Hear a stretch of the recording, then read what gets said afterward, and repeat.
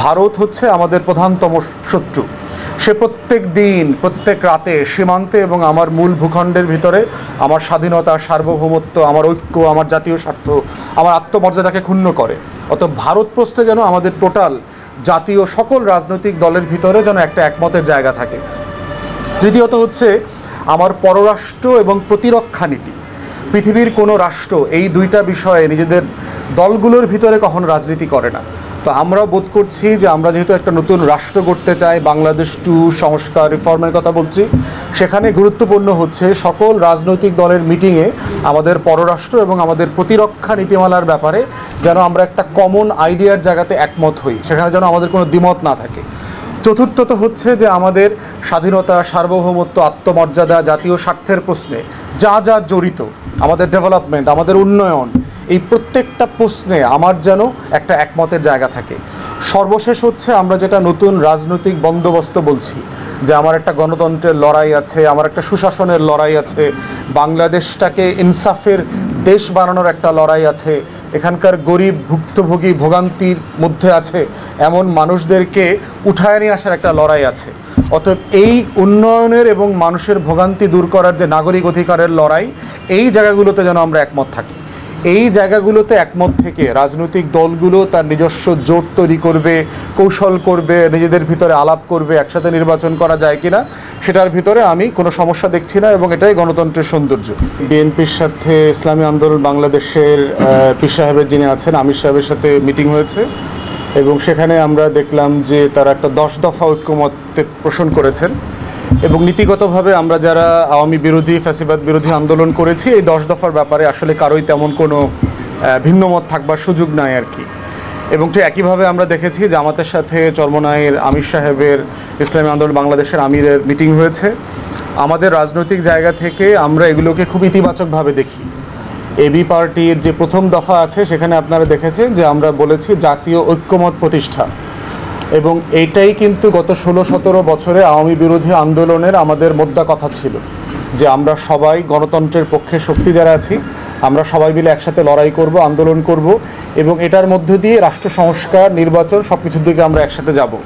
তাই আজকের এই যে রাজনৈতিক দলগুলোর ভিতরে খোলামেলা আলাপ হচ্ছে, ডান বাম ইসলামিক সেকুলার সব মহলের ভিতরে একটা কমন ঐক্যমতের জায়গা খুঁজে বের করার চেষ্টা করা হচ্ছে, এগুলোকে আমরা খুব সাধুবাদ জানাই। এবং আমরা বিশ্বাস করি যে আমাদের জাতীয় যে ন্যাশনাল ইউনিটির যে কমন কিছু জায়গা আছে, সেই জায়গাগুলো প্রশ্নে যদি আমরা সবাই একমত থাকি, বাকি বিভিন্ন জোট দল নিজেদের ভিতরে আলাপ আলোচনা করে নির্বাচন এবং রাজনীতির যদি কৌশল তৈরি করে, এটা একদম পারফেক্ট একটা ব্যাপার। এটাই গণতন্ত্রের সৌন্দর্য, এবং এভাবেই গণতন্ত্র এগিয়ে যাবে। এখন আমরা কোন জায়গাগুলোতে সকল মিটিং, সকল দলের মধ্যে একটা কমন জায়গা দেখতে চাই? কমন জায়গা দেখতে চাই হচ্ছে যে এই যে ফ্যাসিবাদী আন্দোলন যেটা ছিল, এই ফ্যাসিবাদের শত্রু ছিল শেখ পরিবার এবং আওয়ামী লীগ, জাতীয় পার্টি এবং 14 দল। এই প্রশ্নে, পতিত স্বৈরাচারের প্রশ্নে যেন আমরা সকল রাজনৈতিক দল একটা কমন জায়গায় থাকি। মামলার ব্যাপারে আমরা দেখলাম আজকে পর্যন্ত 113 বার এটার তারিখ পিছানো হয়েছে, এবং এইটা বিভিন্ন ডিপার্টমেন্ট ঘুরে, পুলিশ, তারপরে ডিবি হয়ে র্যাবে এখন আছে। এবং আমরা ধারণা করেছিলাম যে অন্তর্বর্তীকালীন সরকারে আসার পরে, ক্ষমতা নেবার পরে, যেহেতু প্রশাসনে একটা পরিবর্তন হচ্ছে, নীতি নির্ধারণী মহলে পরিবর্তন হচ্ছে, এটার গোয়েন্দা এবং তদন্ত কার্যক্রম পরিবর্তন হবে, এবং আমরা একটা আলোর মুখ দেখব। কিন্তু আমরা এখন দেখলাম আবারও একই আদালত, সুপ্রিম কোর্ট আওয়ামী আদালতের মতো করে একটা কাজ করলো, এবং কোনো ব্যাখ্যা দিল না যে কেন এটার দিন তারিখ বারবার পরিবর্তন হচ্ছে। আমরা সুপ্রিম কোর্টের আজকের যেই বেঞ্চ এটা অ্যালাউ করেছেন, তারা অ্যাটর্নি জেনারেলের অফিস এবং তদন্ত কর্মকর্তা যারা আছেন তাদের কাছ থেকে আমরা পরিষ্কার বক্তব্য চাই। আর কত পথ হাঁটলে পরে সাগররণীর বাচ্চাটা বিচার পাবে?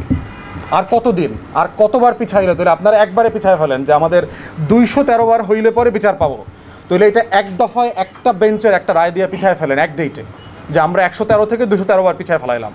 এরপরে আপনি আমাদেরকে বিচারটা দেন, ইনসাফটা দেন, যে এই লড়াইটা গণ অভ্যুত্থান হয়েছে হচ্ছে ইনসাফের জন্য। এই লড়াইটা যেন ব্যর্থ না হয়। শহীদদের লড়াই, আহতদের লড়াই, বিচারের লড়াই, সংস্কারের লড়াই, এই সবটা মিলাই হচ্ছে রাজনৈতিক বন্দোবস্ত। অতএব আমাদের প্রতিষ্ঠানগুলোকে আমরা আহ্বান করছি যে আপনারা যদি গণ অভ্যুত্থানের স্পিরিট ধারণ করতে না পারেন, আপনাদের যদি মনে মনে হাসিনা প্রীতি আওয়ামী প্রীতি থাকে দয়া করে রিটায়ারমেন্টে চলে যান, বিদায় নিয়ে চলে যান। আপনারা বিব্রত হয়েন না, রাষ্ট্রকে বিব্রত করেন না, নাগরিক অধিকারকে ক্ষুণ্ণ করেন না। সবাই কিন্তু ক্লান্ত। তখন দেখবেন 5,000 লোক গিয়ে আবার সুপ্রিম কোর্ট ঘেরাও করছে, তখন আবার আপনারাই বলবেন যে সুপ্রিম কোর্টের নাকি মর্যাদা নষ্ট হচ্ছে। আপনি প্রতিদিন আমার নাগরিক অধিকার নষ্ট করছেন, এখন আপনার লজ্জা লাগতেছে না, মর্যাদা নষ্ট হচ্ছে না? পুলিশ, র্যাব, গোয়েন্দা সংস্থা আমার প্রতিদিন নাগরিক অধিকার নষ্ট করছে, আপনাদের লজ্জা লাগে না? আপনাদের প্রোগ্রাম, আপনাদের মিছিল করে গিয়ে আপনাদের ভবন ঘেরাও করলে পরে আপনাদের আবার মর্যাদা ক্ষুণ্ণ হয়? যার লজ্জা নাই তার মর্যাদা আসে কোত্থেকে? তো এই জন্য আমরা সকল রাষ্ট্রীয় প্রতিষ্ঠানকে অনুরোধ করছি, আহ্বান জানাচ্ছি, এই নাটক বন্ধ করেন, সিরিয়াস বিচার ইনসাফের দিকে আপনারা যান। কোথায় ঘাটতি আছেন ব্রিফিং করেন, সাংবাদিকদেরকে জানান। কেন পারছেন না? কে আটকায় রাখছে? ফারুক খানের এত ক্ষমতা কেন এখনও সামিট গ্রুপের যে তারা জেলখানায় বসে আপনাদের দিন পরিবর্তন করে দিতে পারে? অতএব এইটা আমরা সিরিয়াসলি নোট করছি এবং আমরা সিরিয়াসলি আপসেট, এবং আমরা ফ্যামিলিকে জানাচ্ছি আপনাদের লড়াইয়ের সাথে, আপনাদের যে হতাশার সাথে আমরাও একমত। এই নাগরিক অধিকারের লড়াই আমরা চালিয়ে যাব ইনশাল্লাহ। সবাইকে ধন্যবাদ।